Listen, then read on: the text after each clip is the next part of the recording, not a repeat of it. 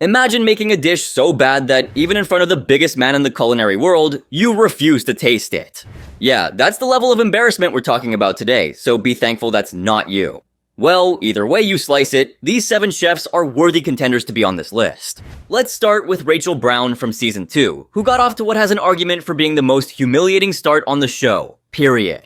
While most contestants either get their presentation or flavors wrong, even Rachel's concept had Chef Ramsay questioning her skills. When it was time to present her dish, Rachel walked up with her butterfly shrimp dish, and you won't believe what Chef Ramsay had to say. Oh, fucking hell. Get me back to London. Yeah, the chocolate sauce clearly wasn't earning her any brownie points. But what she said next made Chef Ramsay go mad. And what's all the little bits on the lemon? That's chili pepper. I wouldn't eat it if your mouth is on fire, sir. Yeah, first you present a bad dish, and then you instruct Chef Ramsay how to taste it? Not a good look, Rachel, not a good look. No, sweetheart, my mouth's fucked. It's not on fire. I mean, the entire dish was just weird and messy. Like, seriously? Chocolate sauce and shrimp. It's a shame really, because the prawn, it's actually cooked nice. But totally obliterated with the silly chocolate sauce. Far too much chocolate in there. Like, at least make it a mole sauce if you're married to chocolate.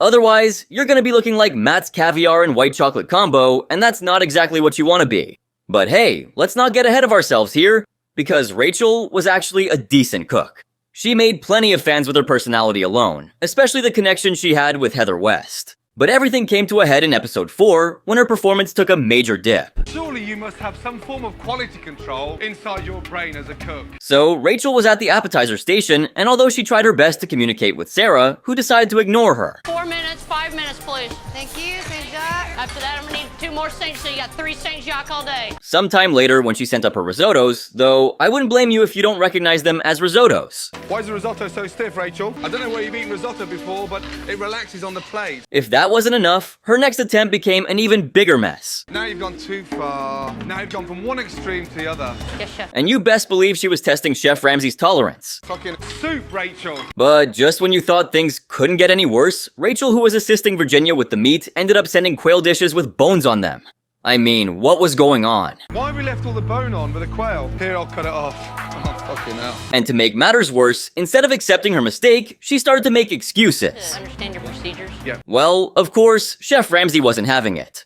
He decided to call her out for her poor performance, and he wasn't about to mince words. It's no big, complicated standard procedure. It's just normal. Right. But this is where Rachel won hearts and minds. When Ramsay asked her to get some ice, Rachel realized she didn't have any money on her. But she wasn't about to let her team down. She was willing to do anything for her team, even if it meant doing this. Yeah, I know. Please. Please, I'm begging. Well, she was committed to her team, I'll tell you that for sure. However, it wasn't enough to win Chef Ramsay over. Sometime later, when he noticed that the Wellingtons had been brushed with egg whites instead of egg yolks, he went in on her hard. Egg yolk or egg white? Egg white? Oh, no. This time, Rachel acknowledged the mistake, but Chef Ramsay was having none of it. When he realized that only half of the guests were served, he kicked both teams out of the kitchen. I've had enough! I cannot believe you're actually attempting to fucking win a restaurant. That day, during the deliberations, Rachel managed to narrowly escape elimination. I think that's been your worst performance since I met you. Absolutely, chef. But Chef Ramsay pointed out that it was her worst performance yet. And well, that moment was the beginning of the end of this kind-hearted soul. The following day, Rachel was at the meat station, and on the very first ticket, she ended up burning her duck. Rachel, you're on fire. The duck is burned. Yes, chef. In her next order, when she sent out her quail dish, Chef Ramsay couldn't believe what was wrong with her. A little too much reduction on the sauce, chef, and debone. What's your verdict? It's dry and it tastes a little burnt. Yeah, it's shit. A little burnt. To make things worse, she ended up serving Wellington that was rare while it was medium was on the order. And you have to see how Chef Ramsay reacted. I've asked for 2 medium. Is that medium? No, chef, that's rare. What's that one there? But you haven't seen the worst part yet. Sometime later, when an entire batch of Wellingtons came out overcooked, she tried to hide it. That painting them with a little sauce will make them appear less well done. Sadly for her, she got caught red-handed. And what happened next was pretty expected. Quested pink. It's barely edible. So it shouldn't surprise you that Rachel was the first nominee that day, and Chef Ramsay was done giving chances. Rachel, because you clearly let our team down today. And that was that. Her time on the show was done. Now, this next part might be a little hard to hear, so maybe jump ahead 10 to 20 seconds if you want to stay in the dark. Only a year later, in 2007, news broke out that the 41-year-old had ended her life by taking a bullet to her head. Given her selfless nature, it's sad how things ended for her. But anyway, now that the rest of you are back, let's move on to this next contestant who couldn't even cook the simplest of all dishes. Yeah, I'm talking about Kenneth McDuffie from season 19, and boy was he a handful. So here's what happened. Chef Ramsay decided to test the chef's abilities through the greatest game of skill in the world: gambling. Tonight, I'm gambling on you. One chef from each team would go head-to-head with the same list of ingredients that they received after spinning the slot machine. So, Kenneth and Corey were the fourth pair to go against each other, and they landed with chicken, eggplant, and orzo as their ingredients. While all the chefs were hustling to finish their dishes, Kenneth, on the other hand, was already done with his cooking. I'm good. 20 minutes to go. There were 20 minutes left on the clock, and everyone couldn't figure how he'd managed to wrap up. In fact, Chef Ramsay chipped in to remind him of something. It's not a race, but you happy? I'm confident, yes sir. You're confident? Yes sir. But Kenneth was beaming with confidence. Well, you'd think the dude knows what he's getting himself into, but wait till you see what happened. So, Kenneth presented a pan-seared chicken with eggplant, andouille sausage, and orzo. And despite all of his confidence, the dish was awful. You fucked it. Scorched it. For all of his arrogance, he only managed to earn a disappointing 1 point for his team. But the Creative Shrimp Challenge was his opportunity to redeem himself. Let's see if he'd take it. Now, Kenneth and Elliot Sanchez from the blue team were joined by Nikki Hanna and Jordan Savell from the red team. When it was time for the tasting, Kenneth presented a shrimp penne pasta with sautéed peppers and bacon. However, there was something wrong with the dish. What the fuck is that? When Ramsay asked for an explanation, Kenneth shot back with an absurd reply. What is that? I have no clue, chef. But as it turns out, none of the contestants from the blue team had used potatoes in their dishes. Yeah, this mysterious blob was living in Chef Ramsay's head rent-free. I mean, what could it be? I mean, the guy who made the dish himself had no clue, so you can imagine the anxiety. But, well, Chef Ramsay came up with the perfect plan to find out. Taste that. It's a block of Parmesan, you fucking donut. And what do you know? It wasn't a hunk of potato, but Parmesan cheese. Kenneth was quick to jump to his own defense at the revelation, claiming that he had grated the cheese into his dish. But a quick flashback showed something entirely different. When the editors have got the receipts, you know your goose is cooked. I mean, the dude had no idea what was on his plate and then failed to take responsibility for it. Well, of course Chef Ramsay was done giving chances. Kenneth. But hey, there are a few contestants who made embarrassing mistakes, but eventually rose up to the top thanks to their commitment and hard work. And one of them is Latasha McCutcheon, the winner of season 13. Yeah, this kitchen supervisor went from making the worst dish to the best dish during her time on the show. While Chef Ramsay couldn't figure what she'd been doing for the last 45 minutes, aside from grilling the melon, it's the taste that made him lose it in the end. I'm disappointed. It's underwhelming. 1. That night, Latasha was at the appetizer station with Kylan Morgenstern. While she was making her risotto, Chef Ramsay reminded her to taste it. Cook and taste. Yes, chef. Chef Ramsay looks to Latasha. Latasha hoped that she would bounce back after her unimpressive start, and just as she wished, she sent up a risotto that ended up being perfect. That's perfect. Okay. Service table 42, please. Let's go. And, well, she continued the same successful stride all through the season. Now, this reminds me of another contestant who failed to make an impression at first, but eventually walked away with the title.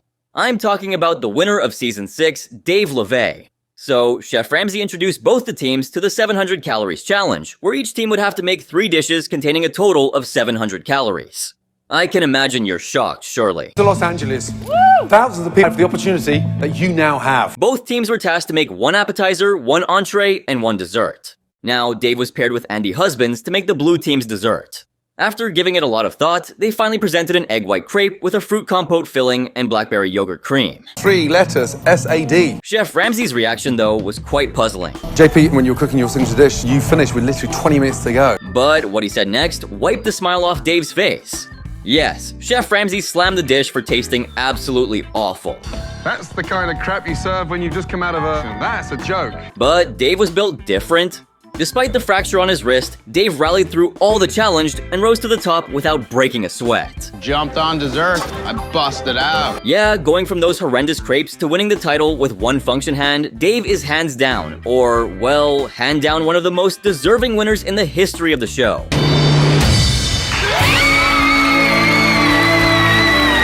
As for Andy, well, let's just say he was equal parts inconsistent and equal parts absent-minded. The following day, when Andy was at the meat station when he moved on to the chicken, things started to go downhill. When Andy cut through the meat of the chicken, he noticed that it was still undercooked. But what he did next had Ramsay questioning his integrity. Chef Ramsay pulled him aside and berated him for it. However, despite his poor performance, Andy narrowly escaped elimination.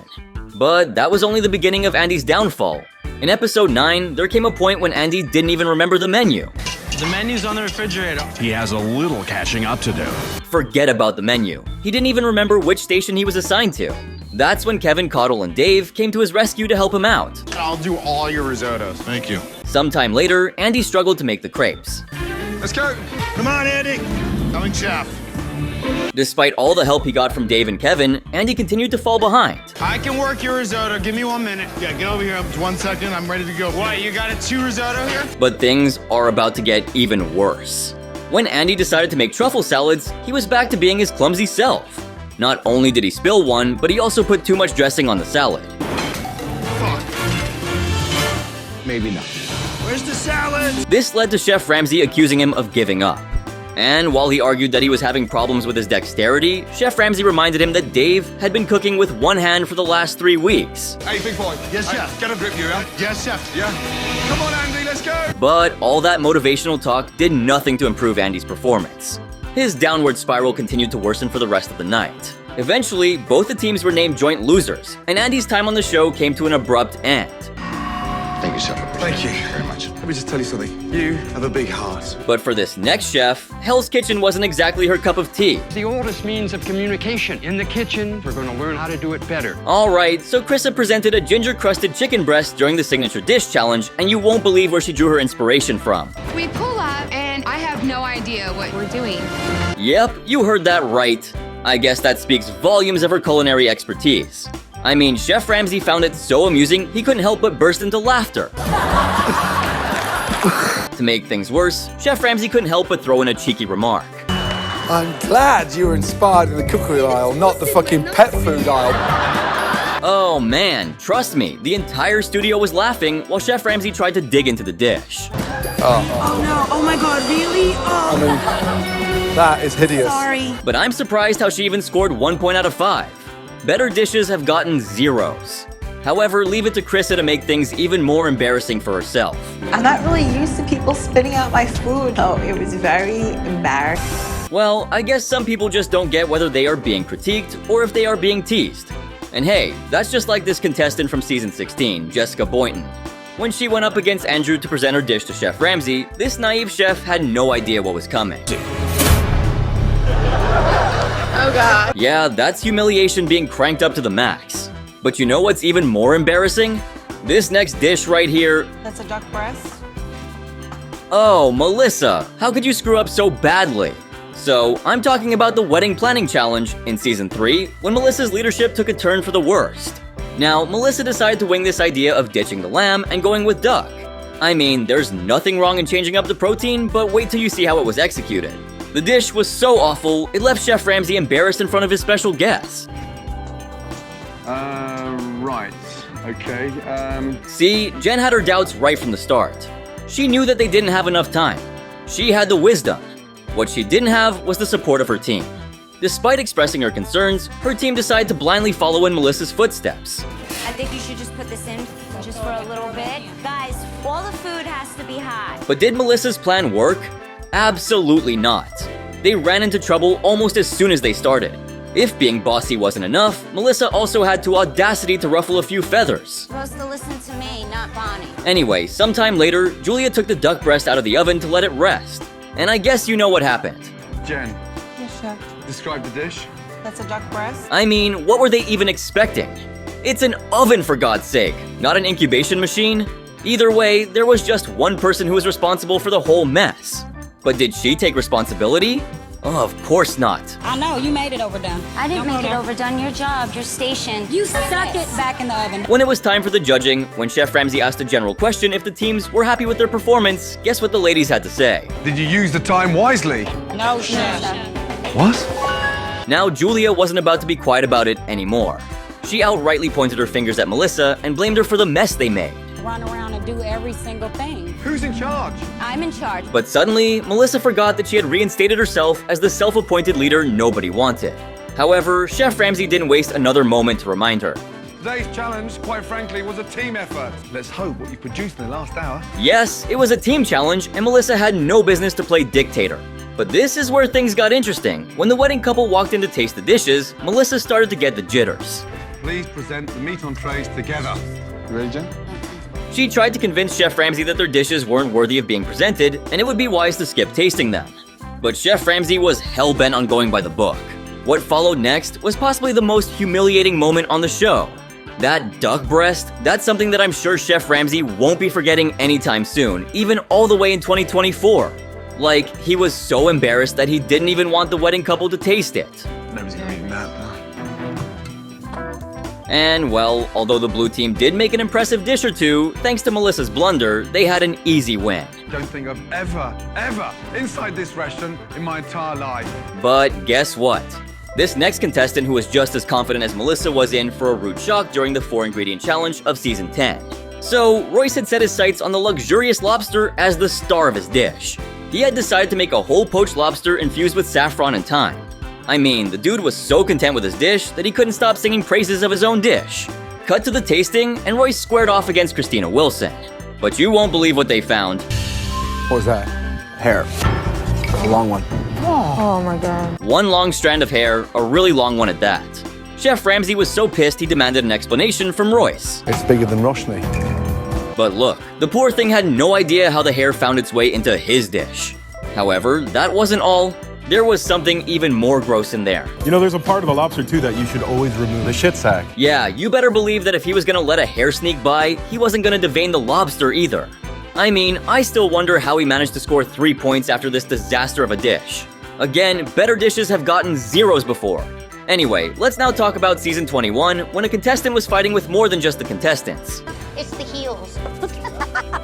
Yes, her footwear.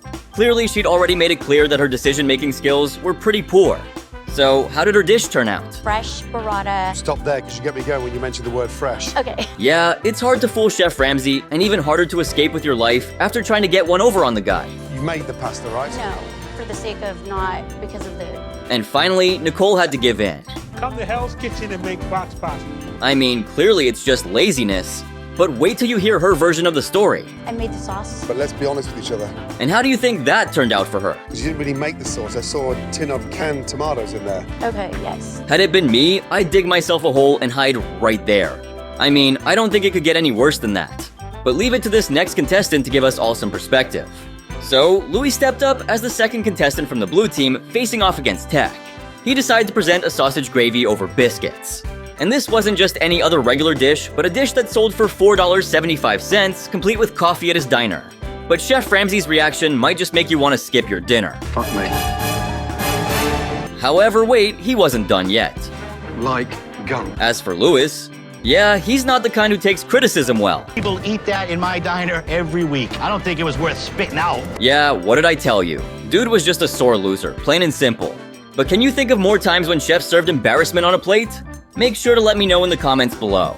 And if you thought this video was crazy, then make sure to drop a like, subscribe, and turn on my post notifications. And if you want to see something crazier, then make sure to check this next video right here. Trust me, that's exactly what you'll get.